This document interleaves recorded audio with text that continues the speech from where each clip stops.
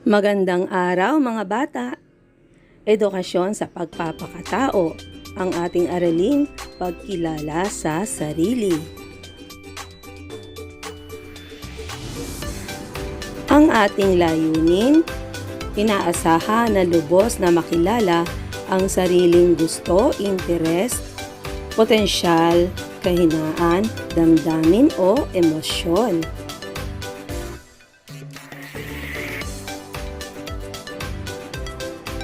Magbalik-aral tayo. Masdan mo ang mga larawan. Sagutin ang mga tanong tungkol sa bawat isa.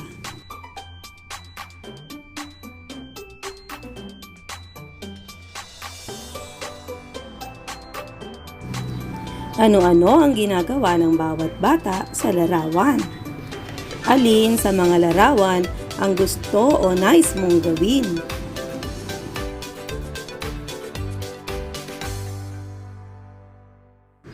Masaya ka ba kung ginagawa mo ang mga ito?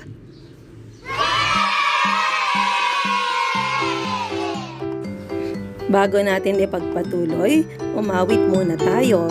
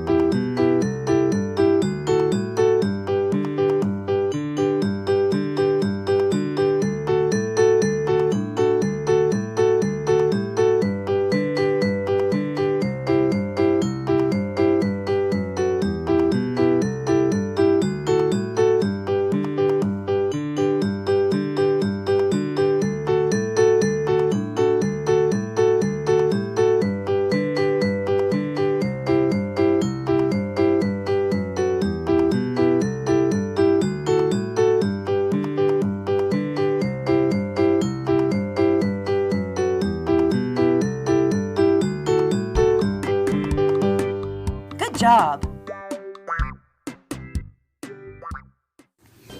Sukatin natin ang iyong kaalaman. Sa iyong sagutang papel o kwaderno, gumuhit ng masayang mukha sa bilang ng larawan na nagpapakita ng iyong interes o gustong gawin at malungkot na mukha naman kung hindi mo gusto.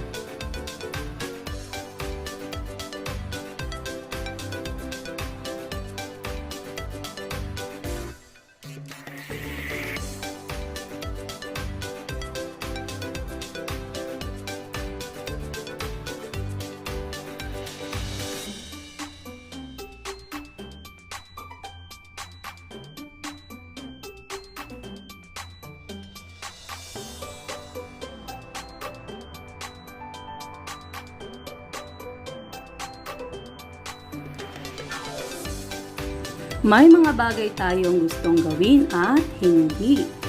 Ang pagkilala sa sarili ay napakahalagang bagay na dapat mong taglay. Nararapat na malaman mo ang mga bagay na iyong gusto at kinahihiligan. Sa pagkilala sa sarili, malalaman mo rin ang mga bagay na kaya at hindi mo kayang gawin. Magiging batayan ito upang mapaunlad ang iyong sariling kakayanan.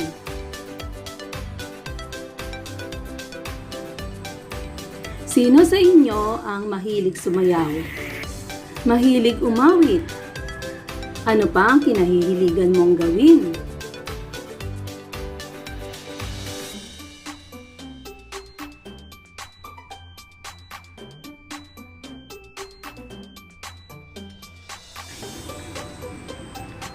May paririnig ako sa inyong kwento.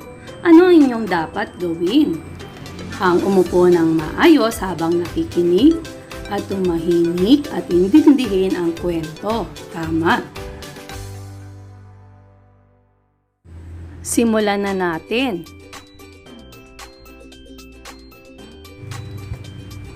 Sa klase ni Teacher Bernadette ay may performance task na dapat gawin ng kanyang mag-aaral. Pakinggan at panoorin natin ang mga pangyayari. Ngayong araw ay hahatiin ko kayo sa 3 pangkat. Magpapakitang gilas kayo ng talentong mapipili ninyo. Sasayaw po kami. Tutula po kami. Kami po ay aawit. Bawat pangkat ay nagpakitang gilas sa kanilang inihandang talento. Ang pangkat ni Kim ay umawit, masiglang sumayaw naman ang pangkat ni Alvin, bumikas naman ng tula ang pangkat ni Ruby. Sino po sa amin ang nanalo? Mahusay po ba kaming lahat? Mahuhusay kayong lahat. Kaya lahat kayo ay panalo. Ang mahalaga ay naipakita ninyong mabuti ang inyong kinahihiligan gawin. Good job! Ano ang iniatas na gawain ng mga mag-aaral sa kwento? Tama, bumuo sila ng pangkat upang magpakita ng kanilang talento. Ano-anong kakayahan ang ipinakita ng bawat pangkat? Magaling! May sumayaw, may umawit at may bumikas ng tula. Ano kaya ang naramdaman ng mga mag-aaral sa kanilang ipinakita? Tama, sila ay masayang masaya. Kayo naman, ano pa ang mga kakayanan na kaya niyong gawin?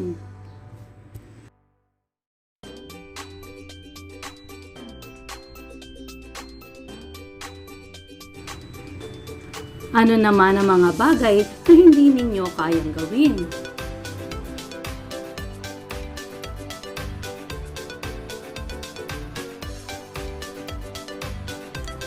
Paano naman kayo higit na magiging mahusay sa inyong kakayanan?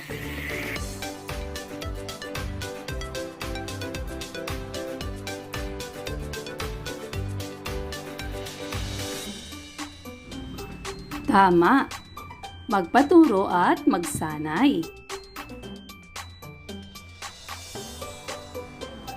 Ang pagkilala at pagtukoy sa mga bagay na gusto, interes at mga bagay na kaya at hindi mo kayang gawin ay mga mahalagang paraan na makatutulong upang maunawaan at makilala ang iyong sarili. Bilang bahagi ng pagkilala sa sarili, bigyan ng halaga din ang pagkilala sa iyong pag-uugali. Sa isang buong papel, suriin ang ugaling taglay. Tapusin ang pangungusap. Aking ipagpapatuloy ang mga mabubuti kong ugali tulad ng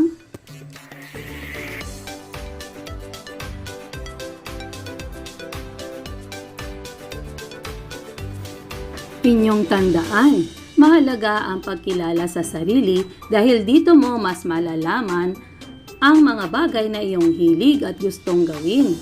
Dito mo rin mapapatunayan na may mga bagay o gawain na kaya at hindi mo kayang gawin na dapat mong paunlarin. Gayon din ang mga ugali o damdamin.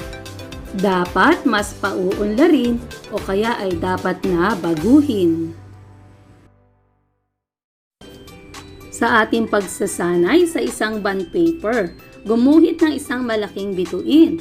Sa loob nito, iguhit ang iyong natatanging kakayanan. Sa ibaba ng bituin, isulat kung paano mo ipapamalas o gagamitin ang iyong natatanging kakayahan. Ikalawa, gumuhit ng isang malaking bilog sa isang bond paper. Sa loob nito, iguhit ang iyong kahinaan na gusto mong paunlarin. Sa ibaba nito, isulat kung paano mo ito paghuhusayin. Gawin mo na!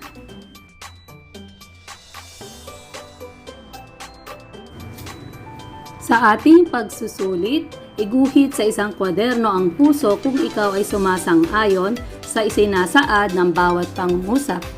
At bilog kung hindi ka sumasang-ayon. Una, si Luna ay palaging sumasali sa paligsahan sa pag-awit kahit alam niya na mas mahusay ang kanyang mga katunggali. Ikalawa, Matalinong bata si Ana, ngunit siya ay mahiyain, kaya hindi siya sumasali sa anumang paligsahan.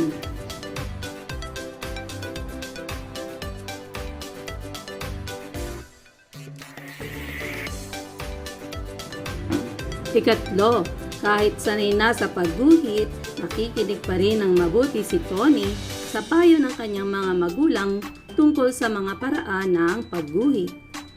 Ikaapat, si Paulo ay matyagang nagtuturo sa kanyang mga kaibigan sa paglangoy.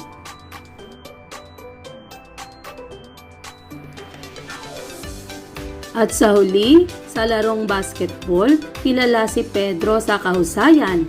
Ngunit kung minsan ay nagpapakita siya ng kayabangan.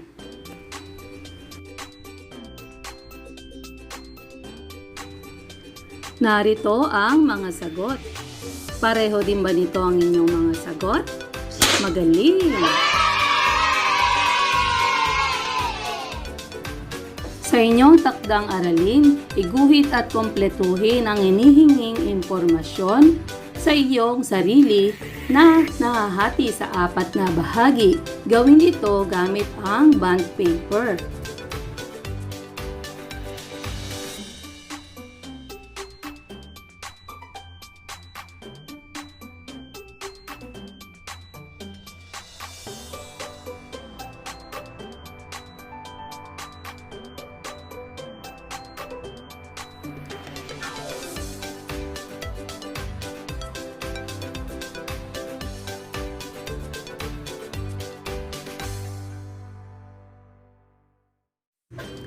Ngayon, maaari mo nang tawagin ang iyong magulang, kapatid o tagagabay upang magsagot ng inyong modules. Mag-aral kayong mabuti